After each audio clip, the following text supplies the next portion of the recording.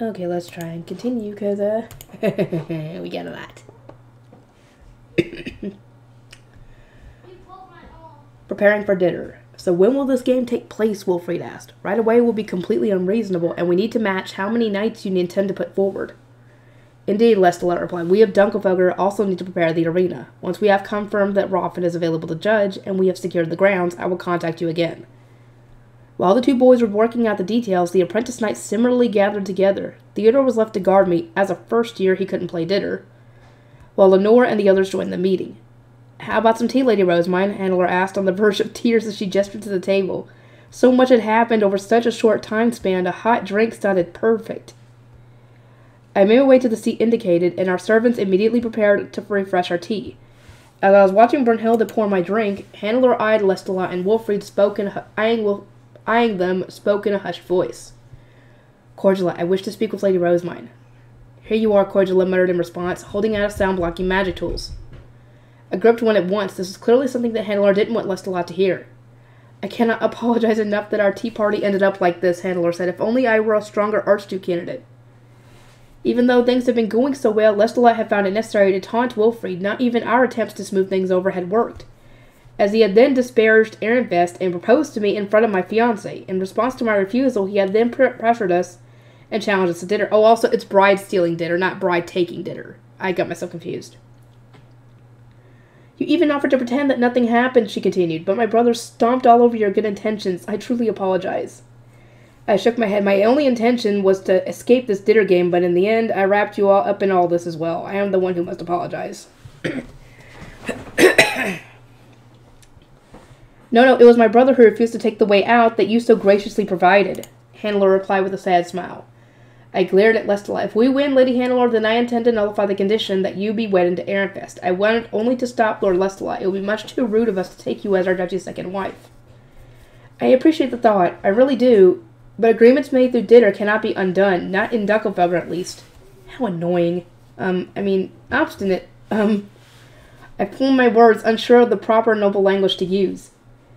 Handler merely hung her head. No, that is accurate. Well, what do you want to do, Lady Handler? Whatever do you mean? If your heart is set on someone else, then I will negotiate with Dunkelfelder so that you can be married to them instead. Her duchy would probably find that easier to swallow than her being a second wife to Ehrenfest. Handler blinked at my suggestion. Well, my brother and parents were always going to choose my partner for me, so I never fostered any hopes of my own. Well, after you refused to bend to my brother's pressure, after you fought to see your will carried through, I started to wonder. Maybe I really would like to select my own partner. In that case, when Ehrenfest is won, I will ask that Dunkelfelder make it so. Oh, no, I could never burden Ehrenfest more than we already have. That you even considered such a kind gesture is enough for me, Handler said. She was wearing a smile, but it was more clouded than usual. Do not fear for your future. Even if your move to Ehrenfest becomes avoidable. Hang on, stupid thing. Sorry, I thought I had messed up. I will welcome you with open arms and ensure that you find true happiness there. You will get to read new volumes before anyone else. It will be a bookworm's paradise, I exclaimed, desperately trying to make it sound not so bad. Handler giggled. I am truly glad that this event has not convinced you to stop being my friend, Lady Rosemine. This is not going to deter her in the least. Besides, it wasn't her fault, it was Lestalot's fault. Dunkelfelder truly was a pain in the neck, but Handler was precious to me. At the very least, I didn't intend to stop being friends with her.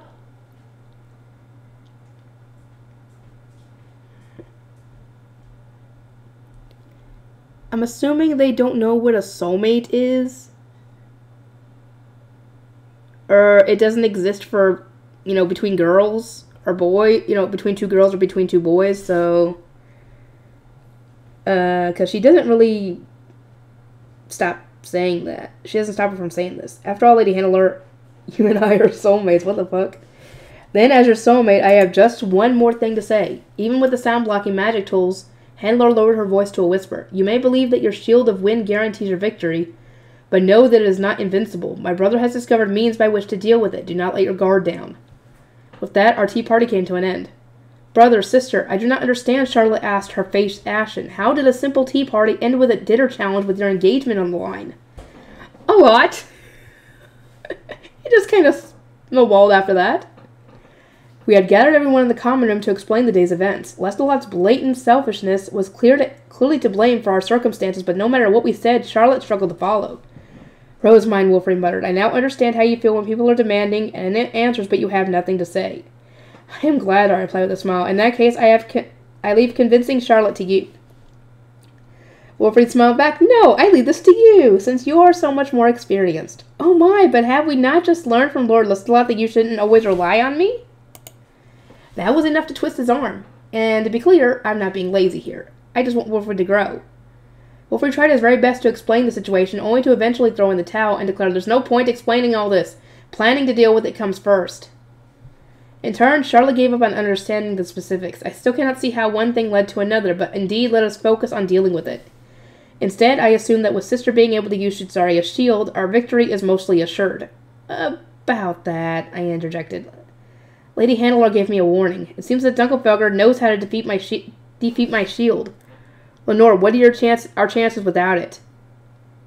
Lenore's expression turned stiff as she said, exceedingly low. However, as we do not know the extent to which the shield will be nullified, not using it at all will be a poor move, and even if you cannot use your shield, you still have your high beast. Lorenz nodded. The biggest weakness of using the shield is how long it takes to form. Were I fighting alongside Dunkelfelger, I would target Lady Rosemine from the start. Countermeasures or no, surely it would be better to finish things before she employs it at all. As I said, the chant for the shield was not a quick one. We needed a way to keep me safe until our defenses were formed.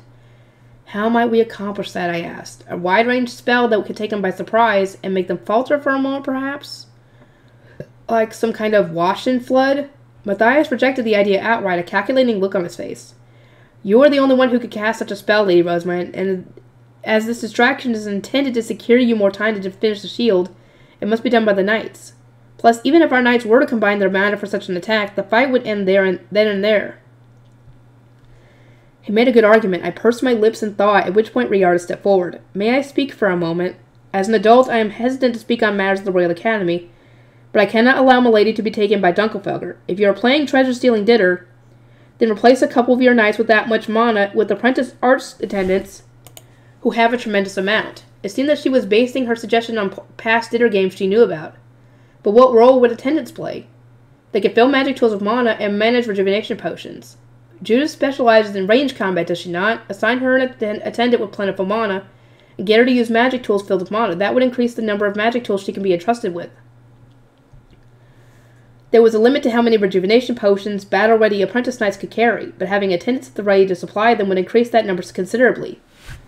Attendants who can use healing spells were also occasionally stationed in the home circle, Riarda continued. Unlike the knights, they did not engage in direct combat and were primarily there to provide mana. Scholars, on the other hand, spent the run-up to the game preparing magic tools, rejuvenation potions, and the like, to the point that they were completely drained of mana come the day of. Wolfried fell into thought and looked around at the attendants. Who here has the most mana? We'll replace 2 knights. Isidore, who attended to Wolfried, and Brunhilde were ultimately selected as they both knew my mana compression method. Could the 3 of us cast a large-scale wash-in like Rosemine suggested, Wolfried asked. If so, we could buy her time without the knights having to use any mana, then recover our mana while they're fighting.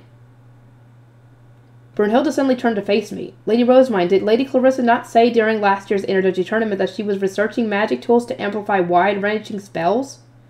An excellent idea, I replied. Naturally, we cannot ask Clarissa herself. Perhaps Hartmut or Raymond remembers the details of her research. Don't you remember, Wolfried asked? You were there as well, weren't you? I averted my eyes, fully aware that I didn't have a good excuse. At the time, I simply hadn't cared about Clarissa's research. In what could only be described as an Angelica moment, I'd just been looking around and thinking to myself, wow, everyone sure is talking about complicated stuff. That's definitely an Angelica moment right there. Lenore, I intend to leave the strategizing to you, Wolfried continued, but I've got one request. I want you to come up with a way to make good use of my mana. He trained with the knights back in Ehrenfest, and as an Archduke candidate with an abundance of mana, could utilize very strong attacks. His only issue was that he didn't have much experience with coordinated combat. Lenore smiled at his request. We will entrust you with defense, Lord Wolfried. Our home circle will contain Lady Rosemine, Judith, our long-range specialist, and the apprentice attendants. If you guard them with the plentiful mana, then we can devote more manpower to our offense. Got it, Rosemine. Are there any divine instruments I could use? During the Trinish Fallen attack, you created an opportunity for everyone using the divine cape. I just need something like that. An attack that Dunkelfelger doesn't know about. And we should be able to catch them completely off guard. Something like that would give Wilfred an important role to play and a good opportunity to use his mana even without him joining the Knights. I thought back to the Temple's Divine Instruments.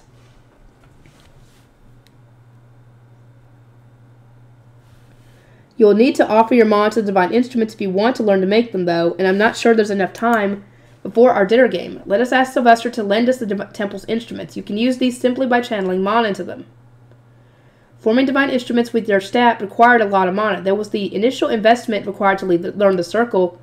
Then there were the costs of making, maintaining, and actually using the instrument. However, if you used the instrument directly, like how I used Laden Shaft's spear during my first Lord of Winter hunt, then you could skip it all but the very last requirement. However, I continued, you cannot use Laden Shaft's spear.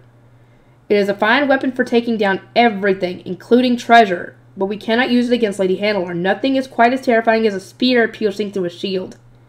That's right, Wilfred said, nodding in agreement. When it came to holding back power, it was important to use a familiar weapon. I already intend to make Shusari a shield, so there's no need for you to use that, especially if our opponents are able to break it.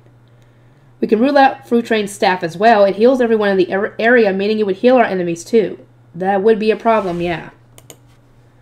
We should also avoid using the God of Darkness's cape, since that might be mistaken for a black weapon and cause us even more problems. I wouldn't recommend the Crown of Light either. That's only for contracts, to my understanding. I think that leaves Avaglib's sword as the only divine instrument I've not yet used. What does it do? Does it have some special effect like how the Shield of Wind repels anyone malicious? I don't have a use for it. It can only be used during winter, which makes it rather inconvenient. However, it may be well suited for this battle. I will send an emergency message to Ehrenfest asking for it to be sent over. I penned a letter explaining that Dunkelfelger was pressuring us into an unavoidable dinner game and what was at stake, then sent it as a report alongside a request for Avaglib's sword to be sent for the temple. Incidentally, I also requested that Hartman be asked what he remembered about Clarissa's research. Send this to Ehrenfest immediately, Wilfred ordered. Understood, his attendant replied, then rushed out of the room. Roderick looked up. I have compiled a list of magic tools from Lord Ferdinand's dinner notes that might be of use to us. Lenore, may it assist you with your planning? Lenore accepted the list with a smile and a thank you, then began giving directions. Apprentice scholars make rejuvenation potions and the magic tools listed here. Apprentice knights mobilize at our gathering spot. We will train and collect ingredients. As the students began following orders, Matthias approached me and asked, Lady Rosemite, could I ask you to bless us before we go? If we can get ourselves used to it, then it may raise our chances of victory. We have a very low success rate when it comes to earning blessings on our own. The blessings I give will not actually benefit everyone, but I suppose there's no helping that. As the saying went on, one had to break a few eggs to make an omelet, and given what was at stake, we weren't in a position to be picky with our methods. I didn't have a clue how advanced Dunkelfelger's blessings had gotten by this point. I gave the apprentice knights Onger's blessing and then saw them off. Wilfred went with them, leaving me with Charlotte, the attendants, and the bare minimum number of guard knights. If possible, I would like to steal Dunkelfelger's blessing. We could hardly use blessings ourselves, but Dunkelfelger had gotten used to them through practice, which made their apprentice knights a huge threat. Handler had allowed me to touch Verfremer's staff earlier today, but of course that single time wasn't enough for me to learn to recreate it. I want to go with that archive. I need the royal family's permission, but they're busy with mana replenishment right now, aren't they? I wonder whether Prince Hildebrand could give his permission, since he's still in the Royal Academy. I would not expect so, Riarda said in response, but I decided to try anyway. Even if he refused, which he most likely would, we wouldn't be in a worse position than before. I repeated that to myself as I sent off the ordinance, and the next thing I knew, we can go, but only tomorrow morning. I'll send an ordinance to Hannelore too, Hildebrand replied, sounding excited. Riarda, this may be very abrupt, but he gave us permission. I did not think we would get another chance until the royal family has far more leeway, Riarda muttered, baffled. But, well, here we were. It was time to prepare for another trip to the library. I made my way to the library the next morning, brimming with excitement. Accompanying me was Lenore, since she was an arch knight and could enter the underground. Theodore, who couldn't participate in dinner as a first year, plus Riarda and Brunhilde. Milady here! Milady finally back! I knew it! They did call her Milady. It wasn't Hortensia, it was her. Schwartz and Weiss were exceedingly cute as they welcomed me, but for some reason they had returned to calling me Milady. Professor Solange, I said, is it not strange that Schwartz and Weiss are addressing me as Milady again? It started the other day when you all offered the library that chalice of mana, Hortensia explained. I consulted Prince Anastasius, who said that ownership will likely return to me eventually. Evidently that swap back hadn't happened yet. Hortensia guided us to the office, saying how surprised she had been to receive a message from Hildebrand. The third prince himself was already waiting for us. I apologize for the disturbance while you are so busy, I said. To think I forced you to come all this way. I was taken aback by the suddenness of your request, but what do you want to research? I can tell you after we open the archive.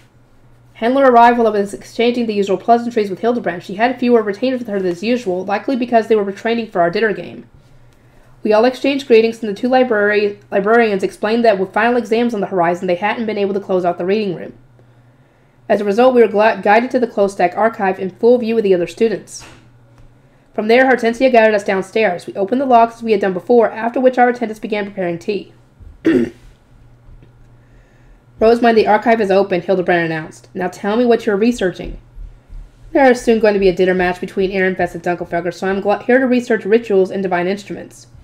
Handler gave me a slight teasing smile. Should you be saying such things while I am within earshot, Lady Rosemine? It makes no difference. I am sure that Dunkelfelger expected as much already. Why is this dinner match happening to begin with? Hildebrand asked. It was only recently that Dunkelfelger placed against the duchies wanting to participate in the research, was it not? He's not going to like this. I gave a light shrug. Lord Lestalot proposed to me, and now my future husband is dependent on a game of dinner. Isn't that right, Lady Hannelore? Indeed, Hannelore added, her voice quavering, but Lady Rosemary, we do not have much time. Let us hurry and start researching. I waved to Hildebrand and made my way over to the clear entrance of the archive. Hannelore, Hildebrand called, I wish to hear more about this game of yours. You know have nothing to research, I presume. I saw Hannelore pause in surprise as I stepped through into the archive. Schwartz looked up at me and said the same thing as before. Milady, not enough prayer. Understood, I replied. I don't have time today, but I will pray at a later date. For now, please bring me documents relating to Verfirmerer's ritual for cooling the heat of summer and the ritual for summoning spring. From there, I searched for how to make Verfirmerer's staff, then transcribed the method. I also wrote how to make the stand needed for Haldenzell's spring summoning ritual. Good, you needed that anyway. So, Prince Hildebrand has learned about our dinner match, came Hannelore's voice. I gazed up to see her looking down at the documents I was transcribing. Did you not want him to know about it? She offered a weak smile. It was only recently that Prince Anastasius scolded us and told us not to cause any trouble. The royal family are going to summon us again for certain.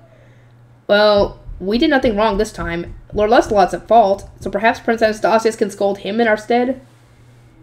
I was seeking Hannelore's agreement, but she didn't seem convinced. I expect we are going to be scolded even if we protest that we are not at fault. I always receive the blame for my brother's actions.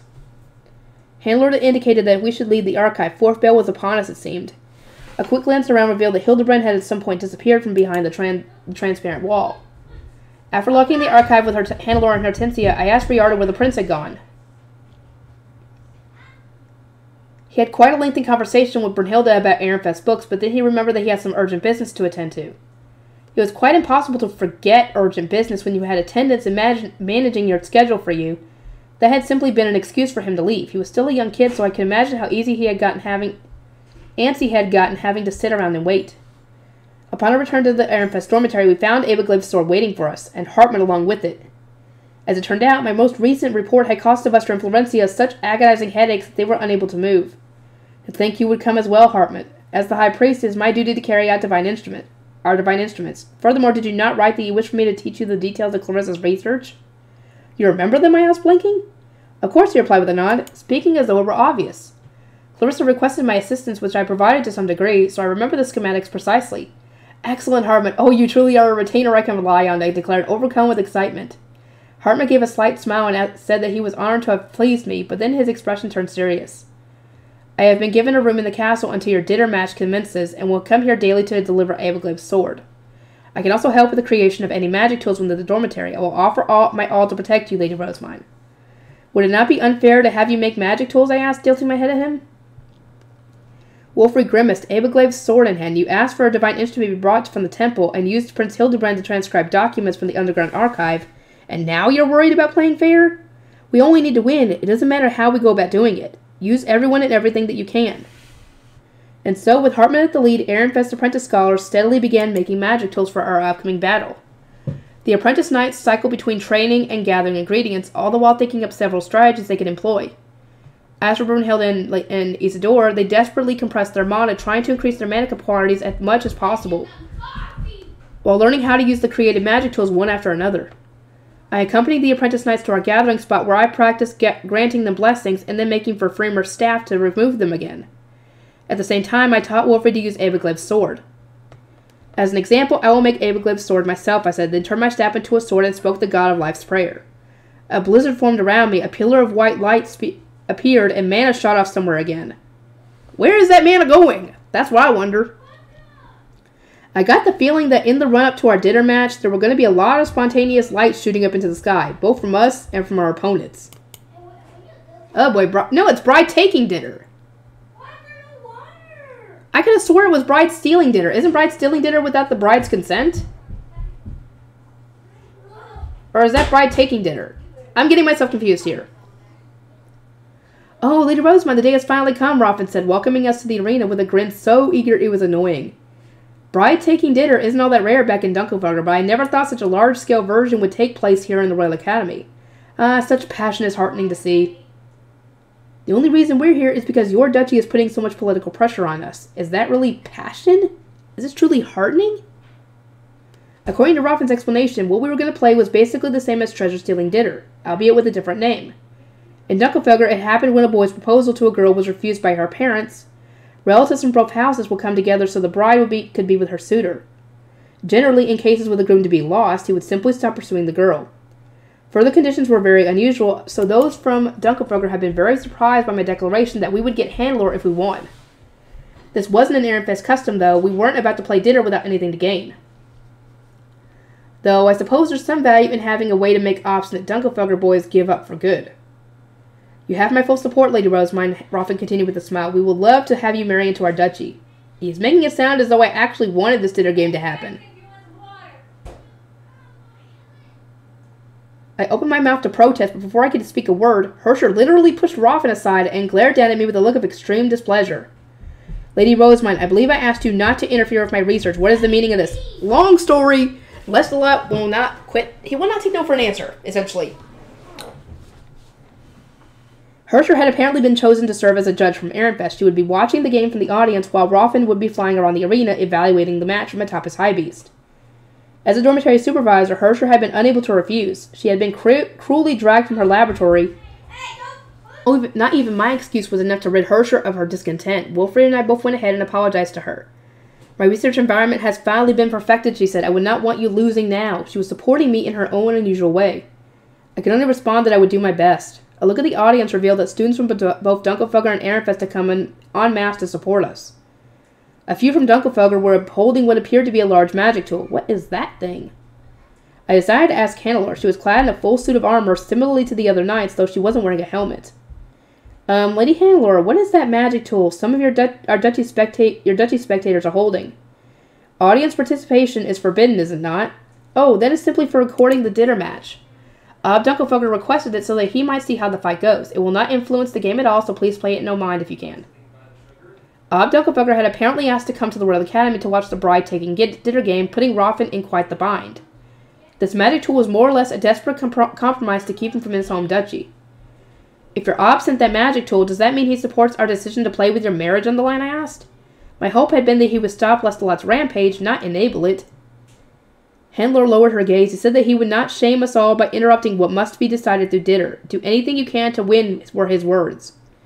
We would have been extremely grateful if he had cancelled things. Both Handler and I were being treated as treasure with our very futures on the line. We wanted this match less than anyone. But some things just didn't pan out how you wanted them to. Now then, shall we go? Roffin asked them, took the lead and flew down to the arena grounds with the apprentice knights. I waved goodbye to Handler, then climbed into my high beast. Inside was a box filled with magic tools and rejuvenation potions. Brother, sister, do your best, Charlotte said, having flown over to offer a few words of encouragement. The apprentice knights surrounding her, who were all first and second years, looked particularly anxious, as expected considering that the older students were about to play dinner. Theodore, I said, he was among those surrounding Charlotte, please keep my sister safe. Such is the duty I am entrusting to you. You may count on me. May Angrif be with you and my sister. Charlotte and the others cheered me on as I made my way down to Ehrenfest's base in the arena. All of our players had collectively dispelled their high beasts and were now standing in formation. After confirming that Brunhilde and Isidore had taken out the box of magic tools and such, I got rid of my own high beast and joined the others. Making up our front line were our arch knights and our men knights with an abundance of mana. Matthias, Lorenz, and Traugott were among them. The next line was composed almost entirely of men knights, with Lenore being the sole exception. She was going to be giving instructions to everyone. Behind them were two attendants wearing light armor that covered only their important parts. rather than a full set of plate armor. Incidentally, I was wearing light armor as well. Full plate armor wasn't actually very heavy. It was made with a face stone after all, but it limited one's vision and was very restrictive. In that sense, it was like wearing cardboard. I already found it difficult to move, so the last thing I needed was to handicap myself even more. Wolverine was positioned between the two attendants, fully armored, and then there was the back row, which was simply me, the treasure, and Judith, who was going to protect me while firing off long-range attacks. Our opening move is going to depend on whether I can get my shield up in time.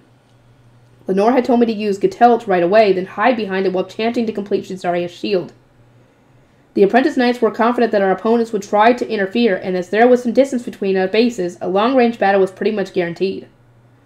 Thus, our apprentice knights would use all use Gatelt to block Dunkelfrogger's attacks and buy me time. Meanwhile, Wolfried, Brunhilde, and Isidora would target the enemy base with an area of effect Washin. Isidore touched the belt around his waist. We weren't allowed to hold our staffs or magic tools until the signal that marked the beginning of the game. The atmosphere truly was tense. I swallowed hard thinking through all the strategies we had gone over. I wish you guys both had magic tools, because then you could record it and send it to Sylvester and the others, and then maybe, if you could, send that recording somehow to Ferdinand. I doubt it, but I'm sure he would love to see it.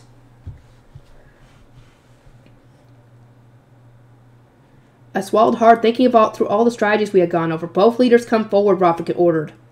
Wolfried did as instructed, his helmet under his arm. From the other side of the arena, I saw Lestalot do the same, helmet in hand. For the first time, I peered across at Dunkelfrogger's base. Enhancing my eyes allowed me to see everything clearly, including the large boxes by some of the students' feet. It seemed that our opponents had also thought to bring plenty of magic tools and rejuvenation potions. They were all wearing full plate armor, which made me think they were all nice, but perhaps there were some attendants of the sword among them too. Does this mean we came up with the same plan? Or is this what they normally do for bride-taking dinner? I'm sure they received advice and assistance from the others in their duchy too. I wonder if we'll be okay.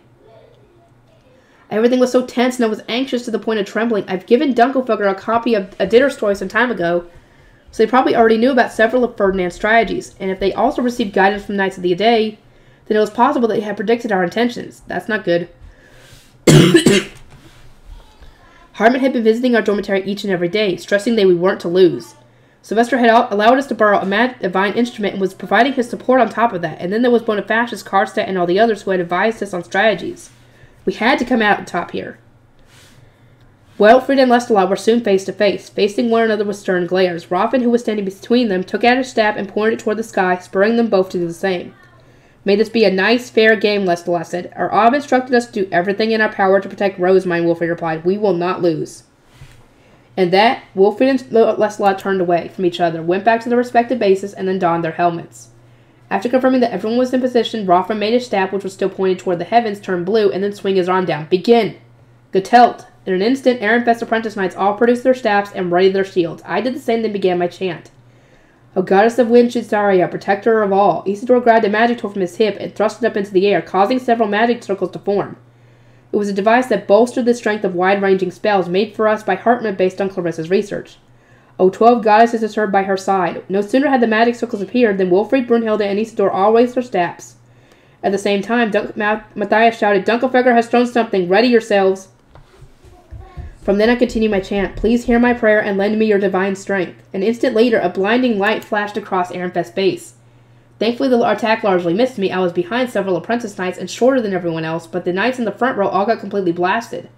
Some cried out that they couldn't see a thing. Washed it. Still, we didn't need to see to accomplish what was our main objective right now, flooding Dunkelfegger's base. Wolfried, Brunhilde, and Isidore had more mana than anyone else in the Ehrenfest dormitory, and even with their arms covering their faces, they had unleashed the greatest washing they could manage. A torrent of water now raced toward our opponents. What the heck is going on? Dunkelfegger's knights, who had been closing in on our blinded apprentices, were buffeted by a torrent of water, as were the enemy knights who had raised their weapons while preparing to unleash a full-power attack. Before they knew what was going on, they were all being washed to and fro. That would be fun to watch. We could have ended the game then and there if we had swept Handler out of our base, but alas, the apprentice knights who had stayed to guard their treasure had stood their ground and blocked the water with their shields. The washing was frightfully strong, as expected, considering that it had come from 3 powerhouses, but it lasted only about 10 seconds, and since the spell merely cleaned things before vanishing without a trace, we hadn't even left their capes all wet and heavy. In what felt like no time at all, the stunned Dunkelfegger knights scrambled back to their feet and started following orders to reconvene back at their base. We had managed to buy ourselves 20 seconds in total, and that was more than long enough for me to finish Jutsaria's shield. Grant me your shield of wind so that I might blow away those who mean to cause harm, I declared. There was a sharp noise, and the hemisphere that was Jutsaria's shield formed around me. At the same time, a pillar of yellow light shot up into the sky. Not again with this. They did say it would happen. I sputtered, my eyes wide. I was used to seeing beams of light during ceremonies performed at the Royal Academy, but never for something like this. Thinking about it, I usually made Jutsaria's shield by channeling mana into my ring. This was my first time speaking the chant after turning my staff into a shield with Getelt. Well, Dunkelfelger receives blessings, so maybe the important part is using your staff for a ritual or chanting the prayer, I muttered, staring up at the light. Lenore, having instructed our blinded apprentice knights to retreat behind the shield, whipped her head around to look at Judith and me. Lady Rosemine, begin the ocean ritual at once. Judith, buy her time. The knights are worthless now. I produced my staff again and made for Freemer's staff, which I researched in the library and then practiced making. My staff shone as I drew for Freemer's sigil in the air and chanted Straightkolken. I needed to get through the extra steps so that I wouldn't mentally confuse it with Flutrain's staff.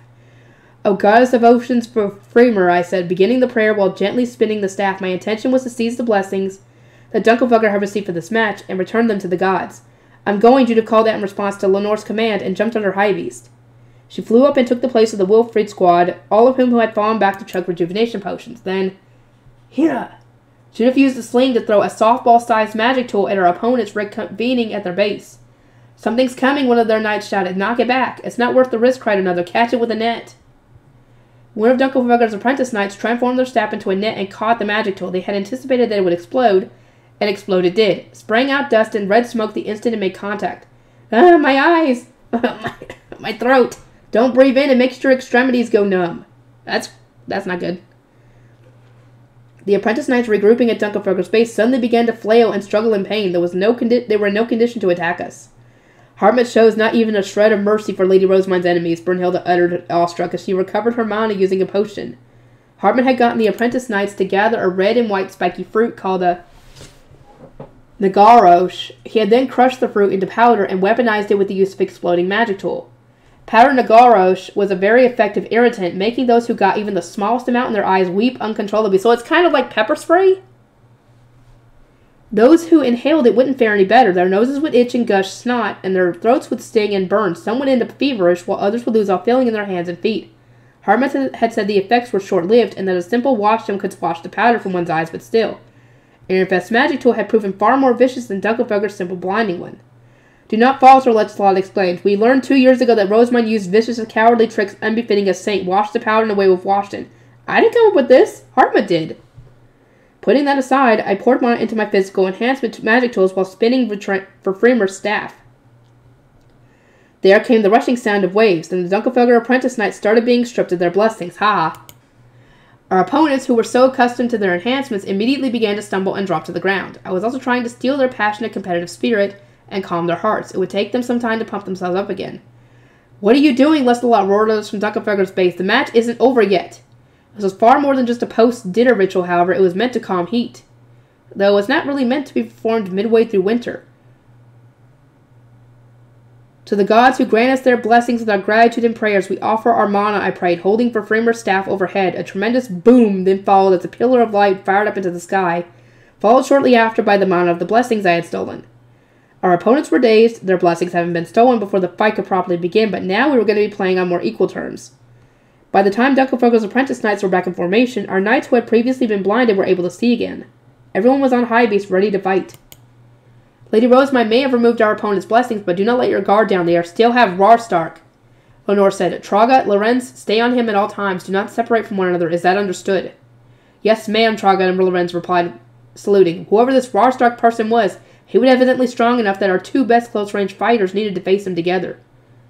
Since our game 2 years ago, when we were very clearly outmatched, our apprentice knights had learned to coordinate with one another and gotten stronger by obtaining more mana. Still, our opponent was on another level, according to Matthias. Our research into earning blessings through rituals had made them more impassioned than ever before. Taking on Dunkelfelger was like playing an imbalanced game of chess. We were stuck with the usual distribution of pieces, while our opponents had many, many more pieces to choose from. As pawns were gone, replaced with bishops, rooks, knights, and queens, we were already at a disadvantage, yet now 2 of our high-ranked value pieces were having to focus on Rarstark. May Ungrif, the god of war, bless those of Ehrenfest, I said, channeling mana into my ring and trying to level the playing field. After performing back-to-back rituals, I was in a bad enough state that I needed to replenish my mana too. Wilfred is going to use Eivoglade's sword soon, so I need a lot of mana to preserve the shield. After a lot of experimentation, we had confirmed that Shizaria's shield was weakened whenever Eivoglade's sword was used nearby. Divinity-wise, the latter was presumably stronger than the former. I suspected that Dunkelvogger intended to use this knowledge for his anti-shield plan. Lady Rosemine, Lenore said, please get in your high beast and focus on recovering. Lord Wilfrid, prepare to use Eivoglade's sword when I give the signal. Brunhilde, Isidore, take turns giving Judith more mana-filled magic tools, though take care not to deplete yourselves. According to both Lenore and Matthias, Judith was essential to making this game as close to even as possible. Natalie, Alexis, Lenore continued, move so that Lorenz and Traugott can focus on Rostock. Matthias, watch the skies. Ma'am. Our apprentice knights flew out of our base following their instructions. We will not lose simply because our blessings were stolen, Lestalot declared. Go, Rostock. Smash Ehrenfest to bits. Yes, my lord. Dunkelvogger's apprentice knights mounted their high beasts and set off, enacting their own plan. I chugged a kindness-spelled rejuvenation potion while spectating the battle that followed from within my pandabus. As per Lenore and everyone's plans, Judith continued to attack Dunkelvogger's knights with magic tools, forcing them to increase their defenses and thereby devote less manpower to attacking. Even so, every single one of their knights was as strong as an Eivest Archknight. We were barely able to hold them back. Wow, so quick. Plus, even without their blessings, Dunkelvogger's apprentice knights were moving a little faster than our own. You can steal our blessings, but you cannot steal our talent for swordplay, declared one of the enemy knights as he readied and then brought down his sword. Lorenz moved to block the attack, which told me it was probably Rostock. There's no point trying to act cool, Lorenz remarked. You had snot pouring from your nose after Judith hit you with your magic tool. Silence, that was after you were all so pitifully blinded, was it not? The battle in the sky began with a series of taunts. This outcome of the fight will depend on whether we can keep Rostock in place, Matthias warned. Don't get pushed back. Now that I'd completed Shizaria's shield and successfully stolen Dunkelvogger's blessings, our main objective and second challenge was to contain our biggest threat, Rostock. Matthias had said that our victory would depend on how much damage we could do now, while so many of Dunkelvogger's knights were holding back to guard their base. Here, Traugott roared, filling his sword with mana before charging at Rostock. There was a resounding clatter as their blades met, marking the start of an intense showdown. Lorenz was flitting about, seemingly acting more as support for Traugott than a main combatant. Respectable enthusiasm, but how long will you last, Rostock jeered, effortlessly knocking away even Traugott and Lorenz's desperate joint attacks. It seemed that he was far from reaching his limit. They appeared to be going all out right from the start. I said, is Traugott going to be okay? I was a little nervous since it seemed as though he hadn't grown at all from when his only focus had been rushing headlong into battle. But Lenore gave me a reassuring smile. Rostock cannot be contained without going all out. Plus, I can assure you, Traugott has begun to listen to others. Once he starts slowing down, Matthias will change places with them. The dexterous Matthias was providing support with his bow while shouting out directions to those around him. Even while his attention was elsewhere, he always had an eye on Rostock and was apparently ready to trade places with Traugott or Lorenz at any moment.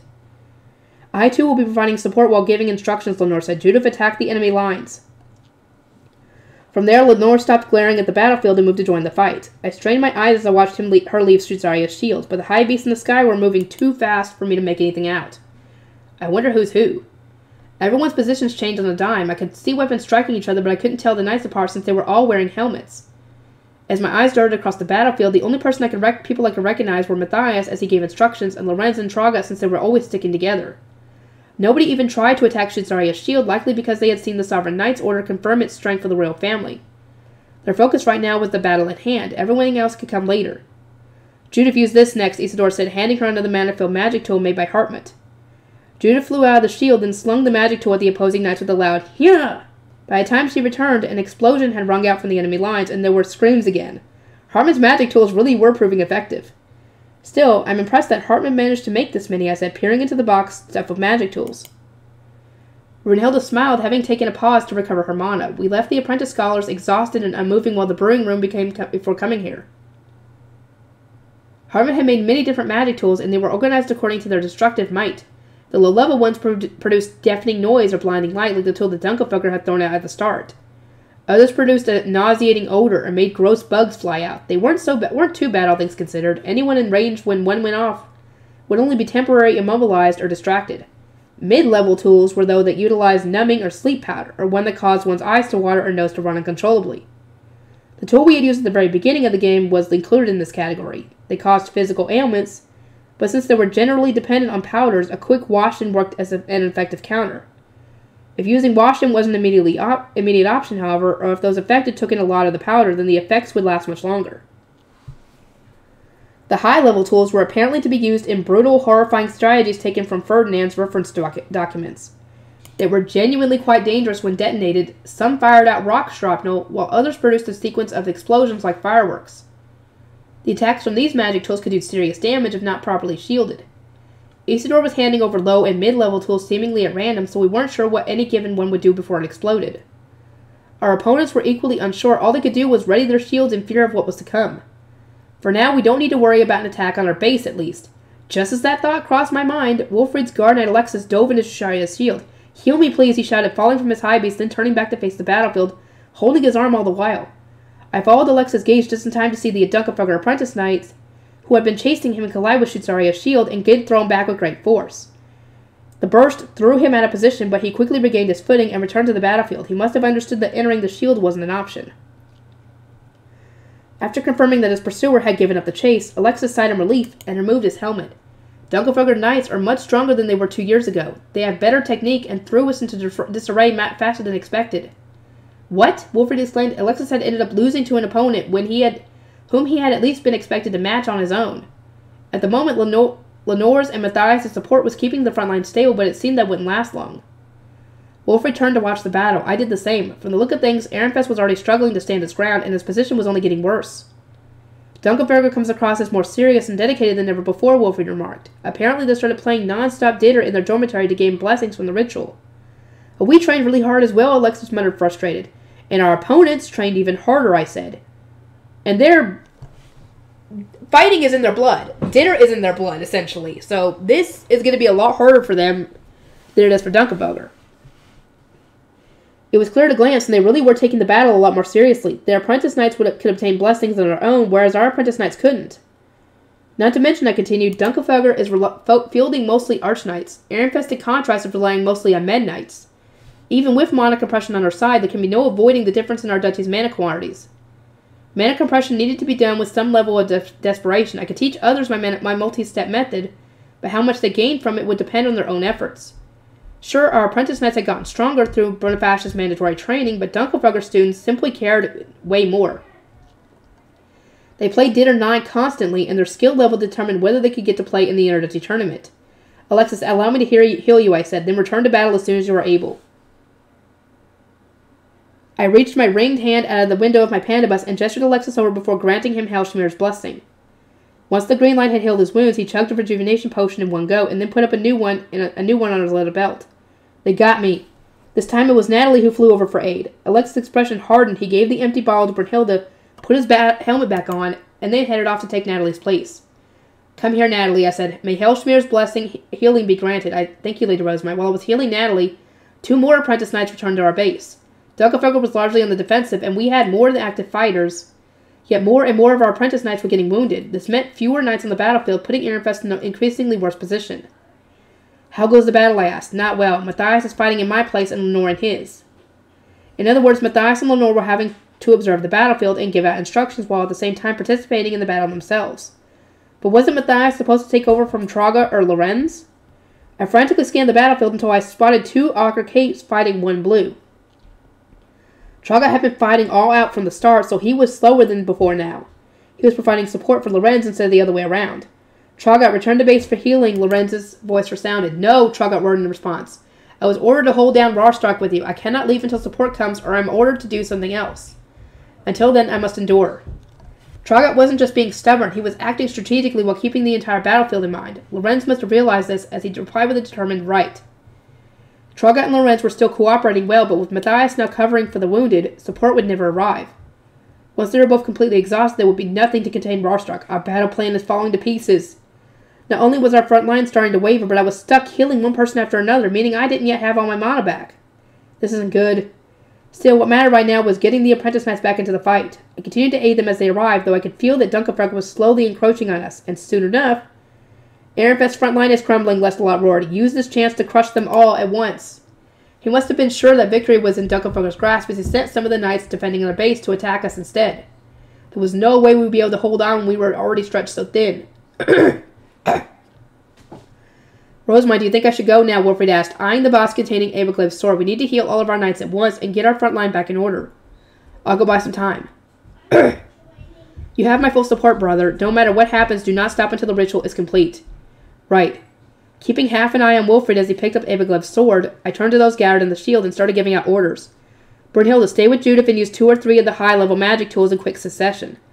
After experiencing so many low and mid-level tools, our opponents surely have their guard down. They might even call some of their knights back to defend and heal. Understood. Brunhilde picked out a high-level magic tool. Judith accepted, looking tense, then flew up into the air. Yeah! Again, Judith targeted the enemy base.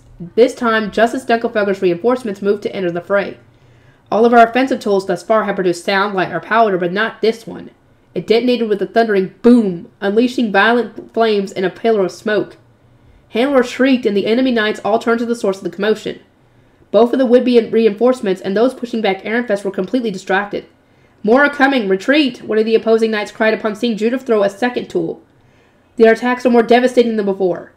Those in Dunkelfelger's base readied their shields and took defensive positions just as the second tool exploded, causing scattering shrapnel in all directions. Those closest to the blast screamed and reeled, providing Wilfred with the perfect opportunity to act.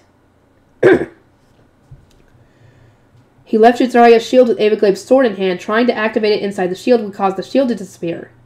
All of you who can fight, protect Wilfred, I said. Do everything in your power to ensure his ritual is not interrupted. Right. Abelglave's sword had been preemptively filled with mana, but that still wasn't enough to use its power as a divine instrument.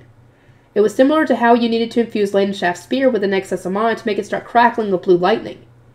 Isidore, prepare for rejuvenation, as you will. Anyone who used Abelglave's sword would find themselves almost entirely drained of mana and unable to move.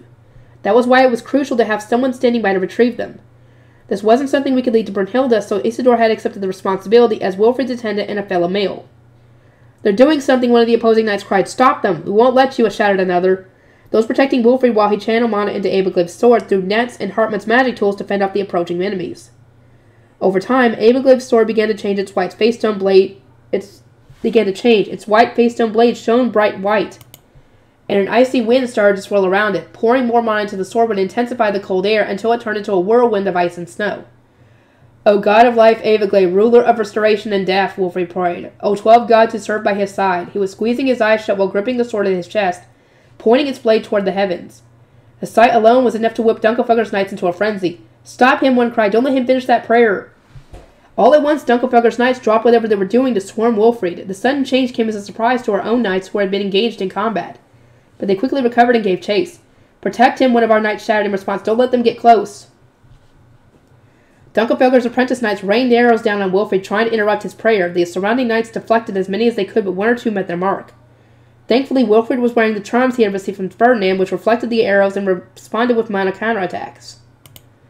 Hear my prayer and lend me your divine strength, he continued, ice and snow now whirling around him. Grant me the power to protect Geduld from those who would steal her. Definitely on this one. That's exactly what we were trying to do here.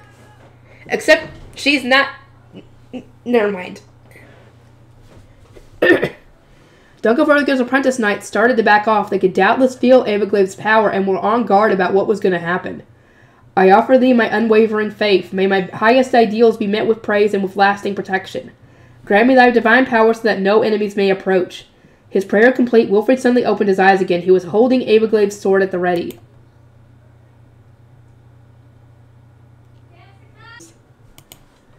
Ehrenfest, return!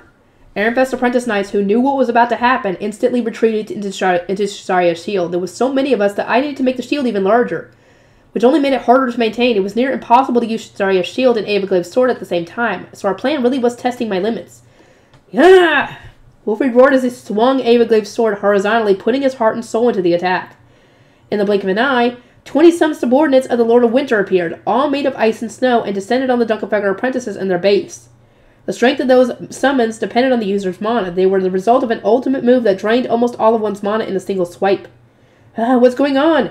Those are Fabies. Cut them down. Show no hesitation. As the Fabies started to attack, Wilfred collapsed into a sitting position. Isidore rushed over at once, having been waiting at the innermost edge of their shield, and started dragging his lord to safety. Only once they were back inside did Isidore start giving Wilfred kindness-filled potions. Have I bought us enough time? Wilfred asked. Indeed, I replied. Thanks to your efforts, we can heal all of our knights. Judith made preparations once you have recovered. We need to attack non-stop.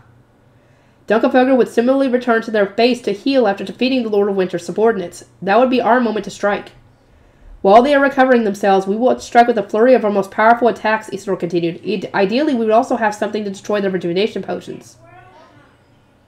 At the moment, Dunkelfelger's rejuvenation potions were being closely guarded by knights in full plate armor. Their defenses were effectively impregnable, but that would change when their comrades returned to heal. Our goal was to exploit that opening and destroy their whole supply with a magic tool. Our next target is our rejuvenation potions, Wolfried asked while returning Avoglyph's sword to its box. Uncle's notes did mention the importance of destroying the enemy's supply lines and means of rejuvenation, but... Look, I realize that we need to do this, but we can't blame them for calling us vicious. Quite, I replied. Ehrenfest cannot compare to Dunkelfelger's attack power. If their treasure were a Fae-beast, then we could use this opening to land a killing blow instead. But we are facing Lady Hannelore. Our safest option is to gradually wear down our opponents, and to that end, the rejuvenation potions are in our way. During last year's battle between Ferdinand and Heishitz, Hannelore hadn't once left her base of her own will. That would presumably be the case today as well. We would need to get up close and snare her with light from our staffs and drag her out. We're almost there, one of the enemy knights shouted. Take them down. Those who need to heal start getting in line. The Winter Fae-beasts had come from Wolfried's mana alone. Defeating them all would take our opponents some time, but it wouldn't be very difficult if they worked together. It wasn't long before their knights began returning to heal. Now, Lenore cried. She and Judith flew up above the battlefield, armed with the high-level magic tools that Brunhilde had given them. And then launched successive counter-attacks on the enemy base. The tools exploded on impact, sending the knights being healed into a panic. Ah, our rejuvenation potions! How many are intact? Another's coming! Shields, get ready! Close the boxes first! Dunkelfelger wasn't having a good time. Rosemine, this is reprehensible, Lestalot bellowed incensed. You would call yourself a saint after such a craven display? I couldn't really ever calling myself a saint. Plus, according to Ferdinand, the blame rightfully lay with those who had so foolishly let down their guard. I thought that was true, but at the same time I thought Ferdinand was at fault for having inspired such a move in the first place. Basically, what I'm trying to say is you can't blame me for this. Aim for the slinger throwing those magic tools, Lestalot ordered. Destroy her thoroughly. Ensure that she can't bother us no more. Throughout the battle thus far, Dunkelfelger had prioritized her strongest knights over Judith, as they had simply been able to block her attacks with their shields. Now that her magic tools were causing massive damage, however, something needed to be done. Ehrenfest shield before attacking. Her magic tool would no doubt be reflected otherwise. Do not miss that opportunity. Yes, my lord. Judith recoiled upon hearing Lestalot's command, then began to tremble. Lestalot wasn't participating in the fight himself, and was instead waiting at his duchy's base, keeping a close eye on the whole battlefield. His position had allowed him to make some very keen observations. Lestalot then added that I was to be targeted as well. Rosemine performed a sequence of rituals at the start of our game, and has been maintaining a shield ever since. On top of casting healing magic, she must not yet recover much mana. Give her no room to breathe. Focus on her shield until you break through. I intend to use you-know-what. He also mentioned that I had drunk a rejuvenation potion after taking so many hits from the Sovereign Knight Order. Lady Rosemine, is all that true? Lenore asked. I nodded. Healing the knights and maintaining Shitsuria's shield, especially in the presence of Avoglyph's sword, had taken a lot out of me, and this had all taken place before my mana could even fully recover from the rituals. I had actively avoided healing myself since I had assumed I could wait until everyone else was back in the front lines. I still have enough to maintain the shield in my Pie Beast, I said, and I expect to be able to endure some attacks. But if Dunkelfelger launches an all-out offensive, I will not last long. The Sovereign Knight's Order had drained a lot of my mana when investigating the strength of my shield. Our opponents right now were mere apprentices, but after seeing them swiftly cut down our Fae-beasts, it was clear that I couldn't lower my guard. Running out of mana? The apprentice knights still gathered in Shitsuria's shield, all exchanged worried glances. I understood the feeling of abruptly losing one's safety net, but still, Dunkelfelger wasn't using Shitsuria's shield. Instead, its knights were all defending themselves individually. There's nothing to worry about, Wolfried said, standing up. We just need to take down as many of Dunkelfelger's apprentice knights as we can. We've all received Rosemine's healing and are recovering as we speak. Now we just need to protect her and give her time to replenish her mana. That's no different from what we've been doing so far, right? Right, my lord. Just moments ago, Ehrenfest had been completely overwhelmed to the point that our front lines had crumbled. We all understood that wearing down an opponent as numerous and capable as Dunkelfelger wouldn't be easy, but even so, our apprentice knights were all riled up. Protect the Saint of Ehrenfest. Don't let the enemy near our shield. It seemed that Lestalot had a plan to conquer Shitsuria's shield. To keep Dunkelfelger's apprentice knights from getting too close, our own knights took to the battlefield with magic tools in hand. Only 4 of us were going to remain inside the shield. Judith, Brunhilde, Isidore, and me. Wolfried was leaving with the others, also with a magic tool at the ready, saying that Archduke candidates had to take the lead at times like this. He had gotten that attitude from Sylvester, in my opinion. We will protect you, Lady Rosemind. I watched the knights leave, then brushed my fingers against the potions hanging from my belt. Among them was the ultra-nasty one. I need to recover my mana, but... Having more mana meant more options, which would be helpful, but at the same time, I already drunk a kindness-infused potion. Drinking an ultra-nasty one on top of that would be dangerous. Considering how closely Riarda and Hartman managed my potion consumption, it wasn't as simple as chugging one whenever I needed mana. Plus, drinking more than I could manage would absolutely outrage Ferdinand. I was already using a lot of mana to maintain my high beast in the shield, and with my current recovery rate, I wouldn't be able to endure a coordinated attack from Dunkelfelder. The ultra-nasty potion would greatly help me in this regard, but consuming it now risked me recovering too much mana, which would be as problematic as during the dedication ritual. Let's keep this as a last resort. We hadn't yet confirmed whether Lestalot really had a secret plan for destroying my shield. My decision could wait until they made their move. I took my hand away from the potion and focused on the battlefield. An intense clash was about to begin. Charge! Knock them all down. Don't let them get close. Knights flew from either base and charged to the center of the battlefield. The blue capes were in a tight clump while our own ochre capes moved to engulf them, providing a colorful contrast. I'll go provide support, Judith told me, then darted outside the shield. She had in her hand a high-level magic tool given to her by Brunhilde, which she then slung at the faraway mass of enemy knights. Dodge it! The blue swarm headed toward us, noticed the magic tool, and scattered in all directions. The tool missed them entirely, instead hitting the ground and exploding quite harmlessly. After which the knights returned to their blob-like formation. All at once, Wolfried called. Ehrenfest's spread out apprentice knights began throwing magic tools of their own, causing explosions that kicked up thick clouds of dust all across the battlefield. Some of the approaching blue capes were knocked from their high beasts or got blasted away by the blast, but that didn't stop the approaching mass, with Rarstark at their core. They dodged magic tools while zigzagging forward, continuously scattering and reforming as they charged. Rarstark, Lestalot shouted. In a sequence, Rarstark's sword began to shine a complex rainbow of colors. It was a large-scale mana attack that Ferdinand often used when taking down massive Fabies, one so powerful that even its shockwaves were lethal. And it was being directed straight at me! The blood drained from my face. Are they sane? Wolfried yelled. I was in wholehearted agreement. Desperately, I started channeling all of my recovering mana into Sharia's shield. I never experienced being hit with such a severe attack before. I'll die! Taking the head out will kill me for sure! Yeah, you need to get your mana back now! The attack wasn't quite as bright as the one Cornelius had used to finish the dinner match 2 years ago.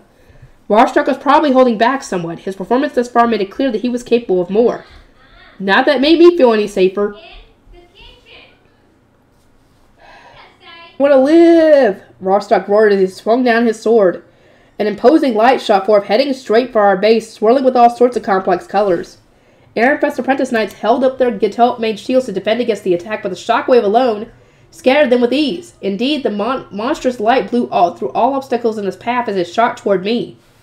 Brunhilde, having never experienced a battle like this before, let out a high-pitched squeak before fainting into a heap on the floor.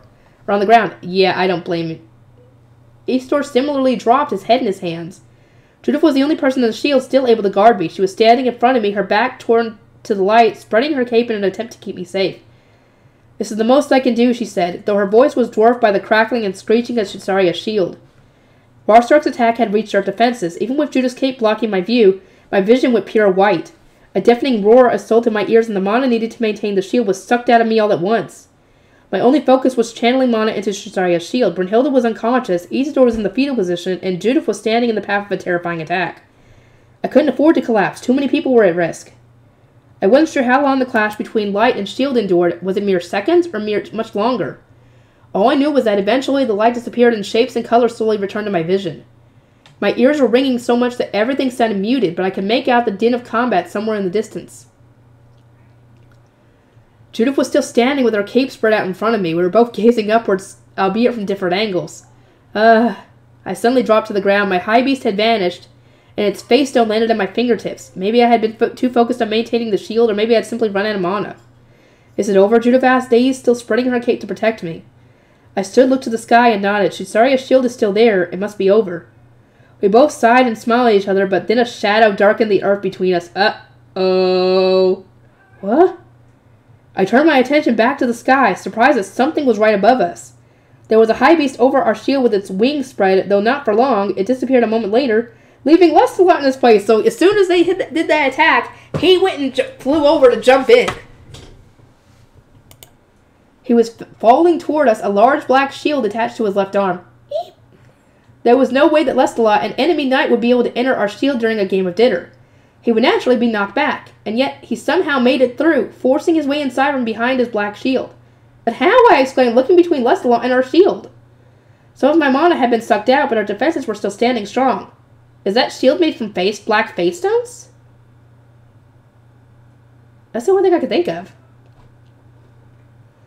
Lestalot dropped down from above, his armor clattering as he stuck a nimble landing. In an instant, Judith moved to protect me. Stay behind me, Lady Rosemine. She morphed her staff into a sword while sizing up her opponent. Before she could even attempt to strike, however, she was forced out of the shield. Uh-oh, shouldn't have done that. What? A grin crept on Lestalot's face as he watched Judith struggle to re-enter. Shitsaria refuses entry to all those who intend to cause harm, does she not? As we have seen before, even those already inside the shield will find themselves ejected if they attempt an attack. Yeah, he saw that from when the Sovereign Knight Order did that. Now the only other people in the shield with me were Brunhilde, Isidore, and Lestalot. Judith was stuck outside because she intended to harm Lestalot. Lord Lestalot, how did you get through the shield? I asked, taking a step back. He raised an eyebrow at me. Is it not obvious? I possess no malice. That was a lie. Malice or not, he was my enemy in the context of our game. No way would the shield have allowed him through. A large black shield gleamed on his arm. He had presumably drained enough mana from my shield to create a hole for him to slip through. It was that black shield, wasn't it? I asked. Correct, Lestalot said pridefully, stroking the item in question. The shield is made with the highest quality darkness face stones imaginable. There is no better means of defending against mana attacks. It can even pass through walls of mana, as you have now seen. It is one of our duchy's hidden treasures, sent by our obs so that we could counter your shield. Just as we had borrowed a divine instrument from our ob, Lestalot had borrowed that black shield from his. He went on to note that they couldn't allow Handler to be stolen by Ehrenfest so easily. Ah, Judith cried. During our brief conversation, she had been surrounded by enemy knights and captured in bands of light. Judith! How about getting rid of your shield, Lestalot suggested. Then your allies would actually be able to reach you. I bit my lip. A single glance was enough to see that nobody was around to help Judith. They were blue capes surrounding Shitaria's shield with their staffs in hand, ready to bind me with light the moment I lowered our defenses. Maintaining this shield would keep out the knights seeking to capture me, but it would also stop my allies from coming to my aid. It would mean dealing with Lestalot myself, either by forcing him out or generally defeating him. Oh no, I don't have any mana to spare. Quick, drink the potion! The ultra nasty potion! Drink it now! I knew better than anyone how helpless I was without mana. I couldn't use any fighting techniques, and although I was healthier now, I was still prone to collapsing after too much exertion. I took another step back. Lestalot and I were positioned on equal distance away from the box containing our magic tools in what was effectively an isosceles triangle. Trying to reach the box was an option, but it was likely that Lestalot would get there before me, and considering the risk that he might push it out of the shield or otherwise destroy it, I determined that it was safer to do something else. While I was desperately evaluating my chances and searching for a means to attack, Lestalot started closing the distance between us step by step. Rostock has personally knocked aside more than half of your knights, he said. The remainder are struggling against a portion of our forces. Now that your shield no longer serves its purpose, the battle has been decided. He reached out to me, offering me his hand, which was large enough to belong to an adult. Take my hand, Rosemine. Lestalot couldn't attack me while we were within the shield, nor could he take me by force. In other words, the battle wouldn't be decided unless I took his hand and willingly left our base. I glared up at Lestalot, my eyes flitting between his open hand and victorious expression. No way! I wasn't about to resign, to surrender to Dunkelfugger of my own volition. It genuinely angered me that he was trying to make me this the finale. I wasn't going to choose his duchy over my own. Not now, not ever. Lestalot blinked a few times, momentarily surprised by my answer, then adjusted his position and flourished his cape. This tough act of yours does have its appeal, but the more obstinate you are, the more harm will come to your knights. Why didn't you use that few seconds of moment to chug that potion? Though if she tried, he probably would have knocked it out of her hand, but still. His theatrical gesture had given me a good view of the battle outside the shield. My guard knights were embroiled in a desperate struggle, fighting to the last breath to protect me. Rosemine Wilfrid yelled, his voice clear above the racket. He was swinging his sword at one of the opposing knights engaged in combat. Not a single person had given up, and with that realization, my own chances of surrendering evaporated completely. Everyone's efforts filled me with a single simple urge, to win. I didn't want to have to do this, but I took the ultra nasty potion from my belt and pressed the face stone on top to open it. The awful stench made me groan instinctively. It had been so long since I last tasted one of these potions that my body was actively fighting against it. Rosemine, you... What are you about to drink? Lestalot asked, his previously confident eyes now tinged with uncertainty. In one fell swoop, I downed the entire potion. Blech! The intense bitterness numbed my tongue and a foul stench at the back of my throat. It was all too much to bear, and I fell to the ground with my hands covering my mouth. Tears started to blur my vision as I writhed in agony. I might die before I win. Was that poison? Lestalot exclaimed. He sprinted over at once and dropped to his knees in front of me. No, it's not poison. It's medicine, technically speaking. It's medicine, but it tastes like poison. Oh my god. Okay, he thought she was trying to kill herself. Okay. I wanted to protest, but my body wouldn't let me. I could only lie there with my hands clasped over my mouth and tears welling from my eyes, enduring the horrible taste. I might have recovered with haste, and some of the tension left my shoulders. My flailing had really impacted my stamina, but that recovered too. As I remained on the ground, limp and motionless, waiting for my body to recover, Lestalot nervously went to touch my cheek. His hand was knocked away with a quiet pop. Although his black shield was stopping him from being thrown out of my defenses, the charms that Ferdinand had made for me still took effect. Are you really so against moving to Dunkelfelder, Rosemine? Lestalot murmured, spiritless. Of course, I replied, slowly opening my eyes. You know, Lord Lestalot, I haven't lost yet. Lestalot watched in shock as I stood up and brushed the grass and dirt from my hair and clothes. My mana had recovered. Wolfried, I can handle things here, I shouted. You go steal Lady Handlor. It was the perfect opening. He had just defeated the Apprentice Knight trying to stop him, and was closer to Handlor than anyone else from Ehrenfest. Meanwhile, most of our opponents were gathered around the Shutsaria's shield, cocksure, eager for a chance to capture me. I entrust Ehrenfest's victory to you, I cried. Lons. In the blink of an eye, Leidenschaft's spear appeared in my hand, crackling with blue lightning. I had no intention of using Divine Instrument against Handlor, but against Lestalot? I saw no reason to hold back. Lestalot held up his black shield, on guard against the Divine Instrument. Some of his comrades flew off to protect Handlor, while others stayed in place, enraptured by Leidenschaft's spear. I was holding my newly formed weapon in both hands, and with that issue, I might add, since it was a transformation of my staff, and therefore weighed nothing at all, my target was Lestalot's black shield, the one thing keeping him from being thrown out of our defenses. Here! I cried out, lunging forward with my spear. I wasn't trained in the art of combat, so I was limited to the most basic attacks. Lestalot dodged with ease as I was swung my already thrust-out spear sideways toward him. I didn't care how crude I was being. As long as I got him, my efforts would surely do something. Here! This is the clumsiest spear fighting I have ever seen. She's not a fighter. Not in physical combat, anyway. Lestalot commented, but your weapon certainly is dangerous. My lack of skill aside, it went out without saying that a divine spear was dangerous beyond words. Lestalot couldn't risk letting it touch him. After several more unsuccessful attacks, my random swinging finally paid off and scored a hit against the black shield. The two collided with a loud metallic clank, then there came a violent boom as mana struck mana. The surface of the black shield exploded with light while Lestalot, caught off guard by the unexpected development, knocked my spear aside. That spear, he said, looking at my weapon in disbelief. Its blue lightning had vanished, indicating that it was now drained. I stared at the shield attached to his left arm in similar astonishment. The center part seems to be turning to gold dust. The black shield was no longer black. Instead, it was now dyed a light yellow color, having absorbed all the mana from Leidenschaft's spear. It was starting to crumble from the center outward, turning to dust from where my attack had struck. Lestalot followed my eyes to his shield, then yelped, Rosemine, what have you done? He fixed me with a ferocious glare, and in the blink of an eye, he was flung out of Shutsaria's shield as if carried away by the wind. From outside her defenses, he roared, Rosemine, this shield is a treasure of Dunkelfelder. Oops. You shouldn't have used it. I'm sorry. All the while, his shield continued to deteriorate. It was far from my first time turning something to dust through mana saturation. There was no helping it now. So you say, but was it not obvious that exposing Geduld would end with her being stolen by Flutrain? It seems to me like an incident invitation by Abegliv's carelessness. I sighed in relief and cast Ruckin to dispel my spear. Lestalot tried to attack Shutsaria's shield out of anger, only to be knocked back again. I had succeeded in expelling our enemy. Now Ehrenfest will not lose, I said. The outcome of this battle depends on whether Wilfried can coax Lady Handlor out of her base. Something is coming from above, Hersher suddenly cried from the audience where she was serving as a judge. Everyone be careful.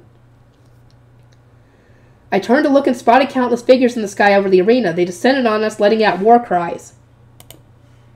Oh, great. What the fuck now? Oh well, that's gonna have to wait till the next video, guys. I'll see you on the next one.